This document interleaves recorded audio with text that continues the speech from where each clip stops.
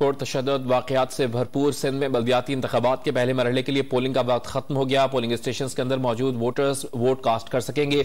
Election commission of Pakistan کی جانب سے پولنگ کا وقت نہیں بڑھایا گیا۔ سکھر میں 2 گروپس کے درمیان فائرنگ کے تبادلے میں ایک شخص جاں بحق ہوا۔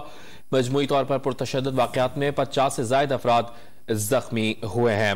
پرتشدد واقعات سے بھرپور سندھ میں بلدیاتی انتخابات کے پہلے مرحلے کے لیے پولنگ کا وقت اب ختم ہو گیا ہے۔ پولنگ اسٹیشنز کے اندر جو افراد موجود ہیں وہ ووٹرز ووٹ کاسٹ کر سکیں گے۔ الیکشن کمیشن کی جانب سے پولنگ کا وقت نہیں بڑھایا گیا ہے۔ سکھر میں 2 گروپس کے درمیان فائرنگ کے تبادلے میں ایک شخص جاں بحق ہوا، جبکہ مجموعی طور پر پرتشدد واقعات میں 50 سے زائد افراد زخمی ہوئے ہیں۔ سندھ کے بلدیاتی انتخابات کے پہلے مرحلے میں ووٹنگ کا وقت ختم ہو گیا ہے۔ مختلف پولنگ اسٹیشنز پر پرتشدد واقعات رپورٹ ہوئے۔ سکھر میں 2 گروپوں کے درمیان فائرنگ سے ایک شخص جاں بحق ہوا، 11 افراد زخمی ہوئے۔ کندکوٹ میں بھی گولیاں لگنے سے 5 افراد زخمی ہوئے۔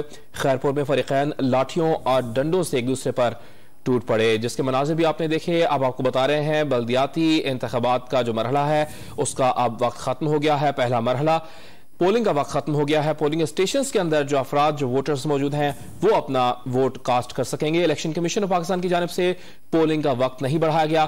سکھر میں 2 گروپوں کے درمیان فائرنگ کے تبادلے سے ایک شخص جاں بحق ہوا، جبکہ مجموعی طور پر پرتشدد واقعات میں 50 سے زائد افراد زخمی ہوئے۔